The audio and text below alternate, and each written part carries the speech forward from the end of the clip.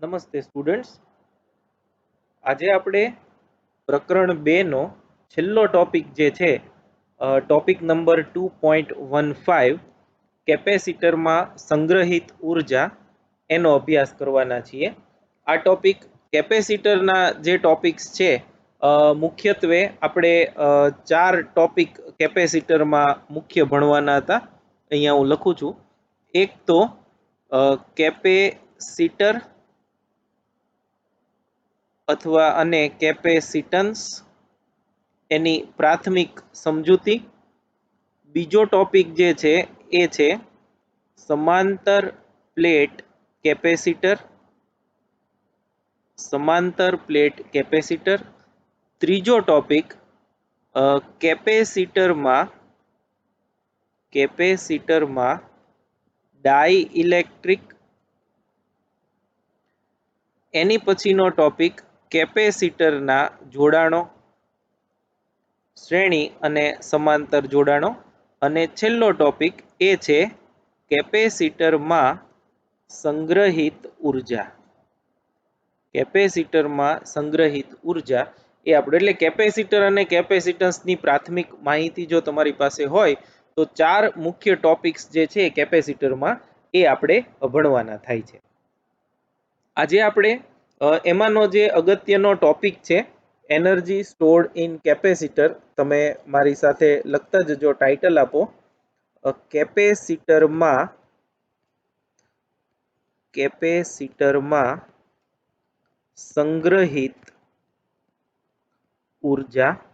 અને એના પછી છેલ્લે આમાં ને આમાં ઉર્જા ઘનતા એવું પણ આવશે. એટલે આપણે એ ટોપિક જે છે એની આપણે ચર્ચા કરવાના છીએ. હવે આ ગણતરી ટેક્સ્ટબુકમાં તમે જુઓ પેજ નંબર 80 અને 81 પર આ બંને ટોપિક આપ્યા છે.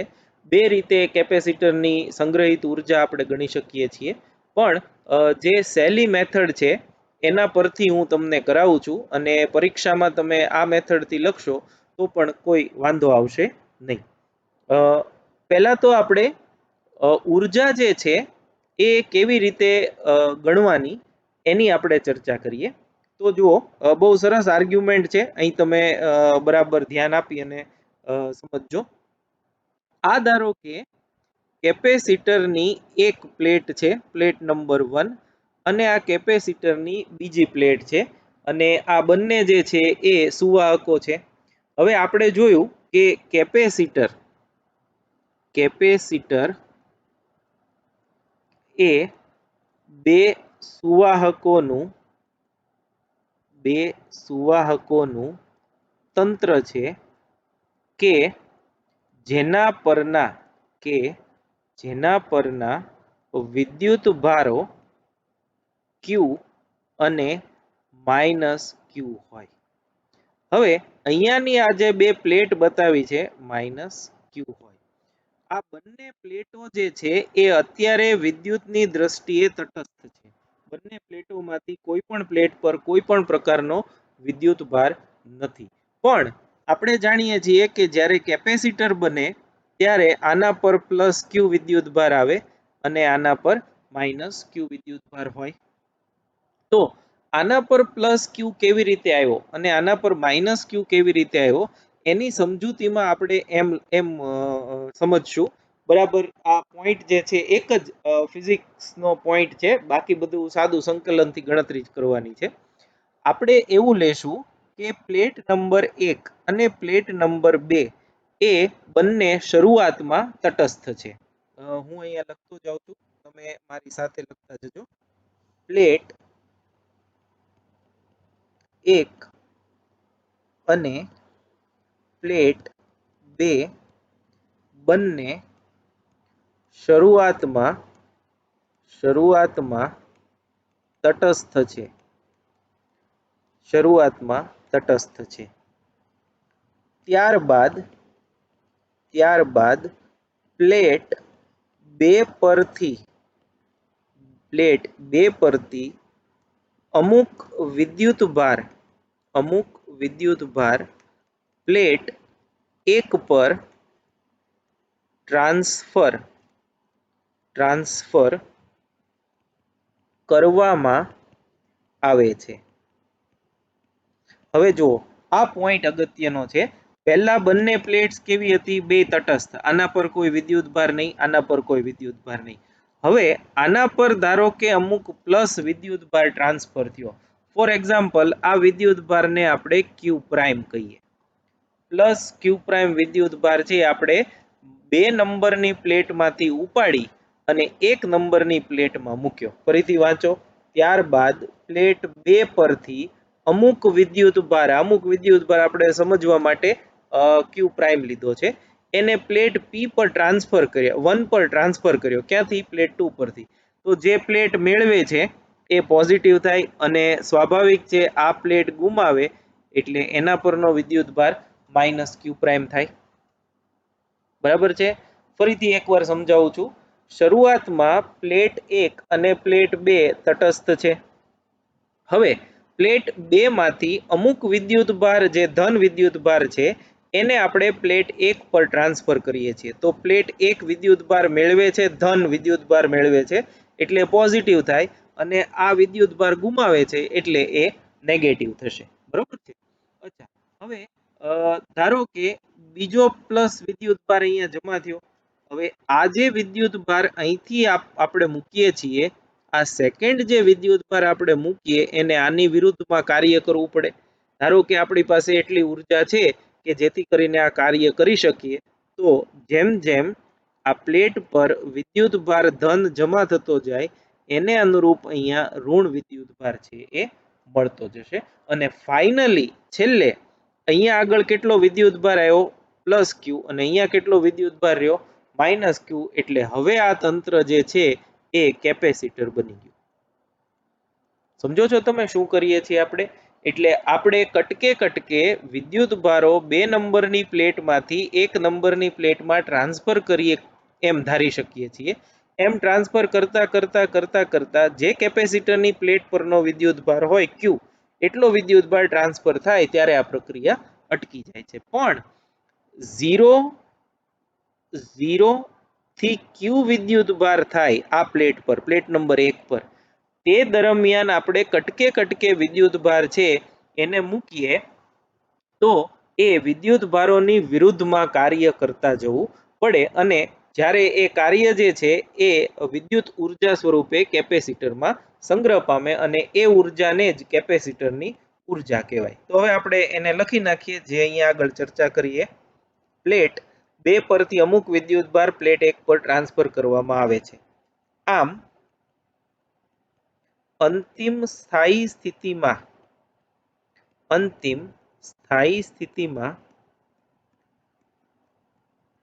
પ્લેટ 1 પર પ્લસ ક્યુ વિદ્યુત ભાર અને તેના લીધે, કેમ કે પ્લેટ 1 એ વિદ્યુત ભાર મેળવ્યો છે એટલે તેના લીધે પ્લેટ 2 પર માઇનસ ક્યુ વિદ્યુત ભાર પ્રેરિત થયો તેમ લઈ શકાય. બરાબર? હવે પ્લેટ 1 ની હવે વાત કરીએ. પ્લેટ 1 પરનો વિદ્યુત ભાર 0 થી ક્યુ થાય,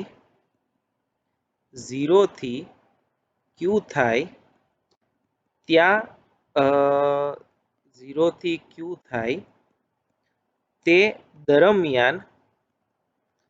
દરમિયાનના કોઈ વચ્ચેના સમયે, ધારો કે પ્લેટ 1 પર ક્યુ પ્રાઇમ જેટલો વિદ્યુત ભાર છે, અને પ્લેટ 2 પરથી, તમે લખતા જજો, પ્લેટ 2 પરથી પ્લેટ 2 પરથી ડી ક્યુ પ્રાઇમ જેટલો સૂક્ષ્મ વિદ્યુત ભાર પ્લેટ 1 પર મૂકવો છે, પ્લેટ 1 પર મૂકવો છે. એટલે ક્યુ પ્રાઇમ જેટલો છે અને ડી ક્યુ પ્રાઇમ જેટલો આપણે મૂકવો છે. ડી ક્યુ ની બદલે ટેક્સ્ટબુકમાં જે લખ્યું છે એમ જ લખીએ ડેલ્ટા ક્યુ પ્રાઇમ જેટલો સૂક્ષ્મ વિદ્યુતભાર આપણે પ્લેટ 1 પર મૂકવો છે. આ માટે પ્લેટ 1 પરના ક્યુ પ્રાઇમ વિદ્યુતભારની વિરુદ્ધમાં કાર્ય કરવું પડે, જે કેપેસિટરમાં ઉર્જા સ્વરૂપે સંગ્રહ પામે છે અને આ ઉર્જા એટલે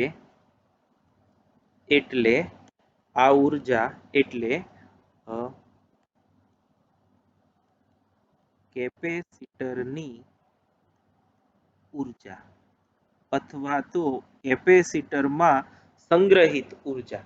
એટલે ટૂંકમાં આપણે શું ગણવાનું છે તો કે ક્યુ પ્રાઇમ વિદ્યુતભાર ઓલરેડી પ્લેટ નંબર 1 પર છે અને ડી ડેલ્ટા ક્યુ પ્રાઇમ જેટલો વિદ્યુતભાર હવે આપણે એના પર મૂકવો છે, તો એ પોતે પણ ધન હોવાથી એનો વિરોધ કરશે. તો આપણે કાર્ય કરી અને વિદ્યુતભારને પ્લેટ 1 પર જમા કરવો છે. તો એના માટે કાર્ય કરવું પડે અને એ કાર્ય જે કરવું પડે છે એ કાર્ય કેપેસિટરમાં ઉર્જા સ્વરૂપે સંગ્રહ પામે છે અને એ સંગ્રહ પામેલી ઉર્જા એને આપણે કહેશું કેપેસિટરની ઉર્જા અને એનું સૂત્ર જે છે એ આપણે મેળવવું છે. હવે એના માટે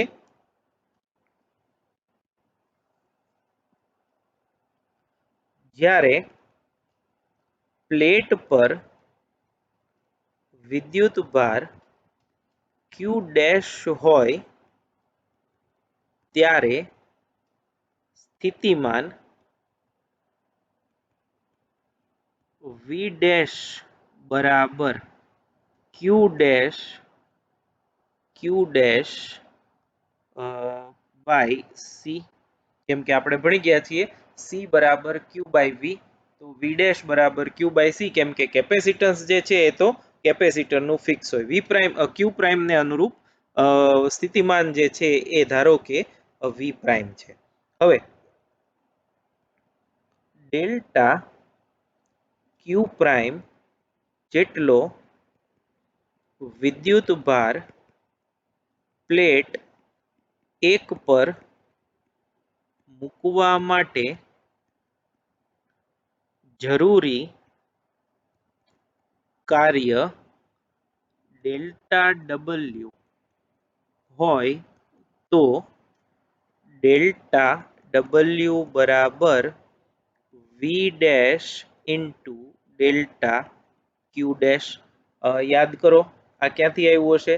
કાર્ય બરાબર વિદ્યુત સ્થિતિમાન ગુણ્યા વિદ્યુત ભાર. આપણે આગળના ટોપિકમાં 2.1 થી 2.5 જે જોયા એમાં વિદ્યુત સ્થિતિ ઉર્જા અથવા તો કાર્ય એની આપણે વાત કરી હતી. તો એ કેવી રીતે કરતા હતા? એકમ ધન વિદ્યુત ભારનું કાર્ય એટલે સ્થિતિમાન ગુણ્યા વિદ્યુત ભાર. તો અહીંયા આગળ વી પ્રાઇમ એ સ્થિતિમાન છે અને વિદ્યુત ભાર જે છે એ ડેલ્ટા ક્યુ પ્રાઇમ જેટલો છે. વી પ્રાઇમ અહીંથી કિંમત મૂકી દઈએ Q prime by C into delta Q prime થયું. આને આપણે સમીકરણ નંબર 1 કહી દઈએ. તો કુલ કાર્ય ગણવા માટે પ્લેટ પરનો વિદ્યુત ભાર 0 થી ક્યુ થાય તે દરમિયાન કુલ કાર્ય W બરાબર સંકલન ડેલ્ટા W બરાબર સંકલન V prime delta Q prime. સંકલનની લિમિટ શું? 0 ટુ ક્યુ બરાબર સંકલન 0 to Q Q dash by C into delta Q prime. ડેલ્ટાની બદલે હવે તમે અહીંયા બધે ડી લખો તો પણ વાંધો નથી, એ ચાલશે. તો આપણે આ સૂત્ર છે એની મદદથી ગણતરી કરીએ. ધેરફોર W બરાબર 1/c કોમન સંકલન 0 to Q Q prime delta Q prime બરાબર 1/c ક્યુ પ્રાઇમનું સંકલન ક્યુ પ્રાઇમ સ્ક્વેર બાય 2 અને સંકલનની લિમિટ 0 ટુ ક્યુ લિમિટ મૂકી દઈએ તો 1/c into Q square by 2, કેમ કે બીજી લિમિટ છે એ 0 છે, અથવા તો ક્યુ સ્ક્વેર અંશમાં ડિવાઈડ બાય છેદમાં 2 ઇન્ટુ સી. આમ W બરાબર ક્યુ સ્ક્વેર બાય 2c સમીકરણ નંબર, આને આપણે કહી દઈએ 2, જે કેપેસિટરમાં સંગ્રહિત ઉર્જાનું સૂત્ર છે. કેપેસિટરમાં સંગ્રહિત ઉર્જાનું આ ફોર્મ્યુલા થયું. આ ફોર્મ્યુલા પહેલું અગત્યનું છે. W કયો કે તમે એને યુ કયો, આપણે ઉર્જા છે એને સામાન્ય રીતે કેપિટલ યુ થી દર્શાવીએ છીએ, એટલે આના બરાબર તમે યુ પણ લખી શકો. હવે એમાં ને એમાં સમીકરણ 2 માં ક્યુ બરાબર CV મૂકતા, જ્યાં V જે છે અંતિમ સ્થિતિમાન. ધેરફોર હવે હું U લખું છું. U ઉર્જા બરાબર ક્યુ સ્ક્વેર છે એટલે સી સ્ક્વેર વી સ્ક્વેર અપોન 2c એમ થશે. એક સી કેન્સલ બરાબર 1/2 સી ઇન્ટુ વી સ્ક્વેર.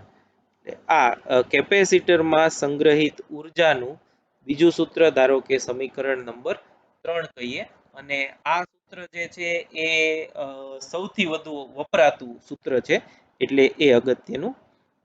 અને સમીકરણ 2 માં ક્યુ બાય સી બરાબર વી મૂકતા, ધેરફોર યુ બરાબર એક ક્યુ બાય સી ની બદલે વી મૂકીએ તો 1/2 ક્યુ બાય સી એ વી થશે, એટલે 1/2 ક્યુ ઇન્ટુ વી એવું સૂત્ર થાય. સમીકરણ નંબર 4. આમ સમીકરણ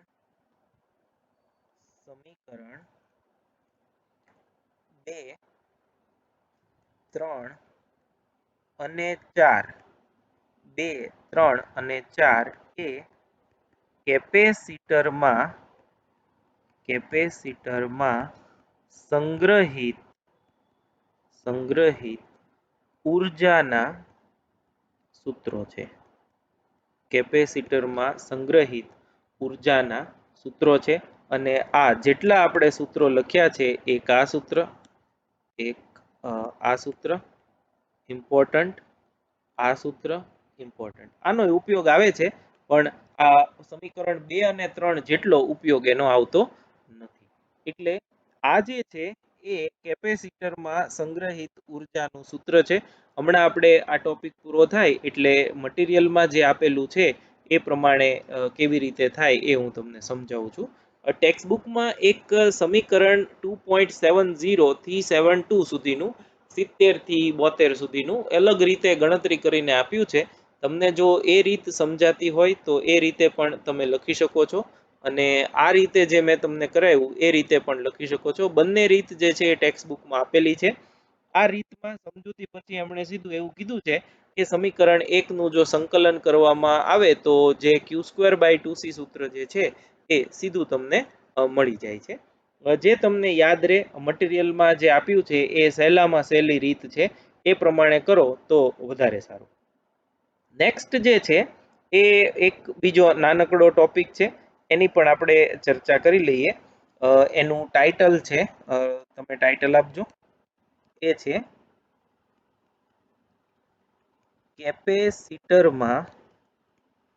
કેપેસિટરમાં સંગ્રહિત ઉર્જા ઘનતાના સ્વરૂપમાં, અથવા તો એને આપણે સાદી રીતે કહીએ તો એ છે વિદ્યુત ઉર્જા ઘનતા. ઉર્જા ઘનતા વિદ્યુતની જે છે એનું સૂત્ર છે. કેપેસિટર માટે આપણે તારવશું, પણ એ કોઈ પણ વિદ્યુત ક્ષેત્ર કે વિદ્યુત ભાર માટે એની તારવણી જે છે એ સાચી છે. હવે એમાં લખતા જજો.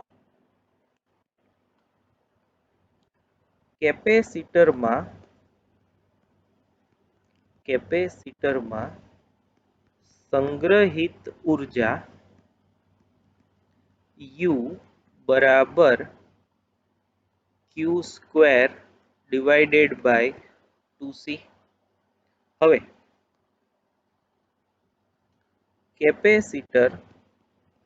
કેપેસિટરની પ્લેટ પર વિદ્યુત ભાર પૃષ્ઠ ઘનતા સિગ્મા હોય અને પ્લેટનું ક્ષેત્રફળ એ હોય તો Q બરાબર સિગ્મા બરાબર Q/A પરથી Q બરાબર સિગ્મા ઇન્ટુ A થાય. Therefore U બરાબર સિગ્મા ઇન્ટુ A સ્ક્વેર આ સમીકરણમાં મૂકીએ divided by 2 into C epsilon 0 A upon D છે, કારણ કે સમાંતર પ્લેટ કેપેસિટર માટે C બરાબર એપ્સિલોન 0 A અપોન D થયું. Therefore એક એ અહીંથી કેન્સલ થશે, બાકીનું જે છે એ આપણે લખીએ તો U બરાબર સિગ્મા સ્ક્વેર એક એ વધશે સિગ્મા સ્ક્વેર A, ડી અંશમાં જશે આ ડિવાઇડેડ બાય 2 ઇન્ટુ એપ્સિલોન 0. આમાં આપણે આ સમીકરણને એપ્સિલોન 0 થી ગુણી નાખીએ અને એપ્સિલોન 0 થી ભાગી નાખીએ તો આ સમીકરણ થશે બરાબર sigma square into A into D divided by 2 into epsilon 0 sigma square A D epsilon 0 divided by 2 into epsilon 0 square. A into D આ જે છે એને છેદમાં લઈ જઈએ. Therefore U upon A into D બરાબર સિગ્મા સ્ક્વેર A D જે છે એ નીચે લઈ ગયા એટલે હવે ખાલી એપ્સિલોન 0 વધશે ડિવાઇડેડ બાય 2 એપ્સિલોન 0 સ્ક્વેર, અથવા તો sigma by epsilon 0 square sigma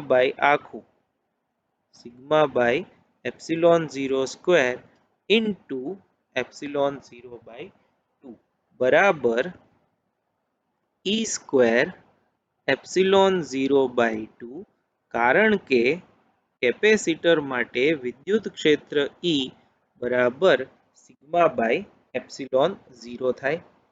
ડાબી બાજુ આ જે છે એ ઉર્જા કેપેસિટરમાં સંગ્રહિત A ઇન્ટુ ડી એટલે કેપેસિટરનું કદ થયું અને ઉર્જાના છેદમાં કદ એ આપણને શું આપે? ઉર્જા ઘનતા આપે. એનો સંકેત રો છે અને વિદ્યુત ક્ષેત્ર માટે હોય તો આપણે અહીંયા સફિક્સમાં E લખશું. Therefore સમીકરણ આને કહી દઈએ 1. આમ સમીકરણ 1 ની ડાબી બાજુ એકમ કદ દીઠ ઉર્જા છે જેને ઉર્જા ઘનતા રો ઈ કહે છે. therefore રો ઈ ડાબી બાજુ એટલે આ બરાબર આ 1/2 હું આગળ લખું છું સમીકરણ 2 માં આ 1/2 એપ્સિલોન 0 એટલે એપ્સિલોન 0/2 ઇન્ટુ ઈ સ્ક્વેર. સમીકરણ નંબર 2 સમીકરણ 2 એ કેપેસિટરમાં સંગ્રહિત ઉર્જા ઘનતા કેપેસિટરમાં સંગ્રહિત ઉર્જા ઘનતાનું જરૂરી સૂત્ર છે. ઉર્જા ઘનતાનું જરૂરી સૂત્ર છે એટલે સમીકરણ 2 જે છે એ કેપેસિટરમાં સંગ્રહિત ઉર્જા ઘનતાનું સૂત્ર છે. આ સમીકરણ પરથી તમે સીધું લખી શકો કે રો ઈ જે છે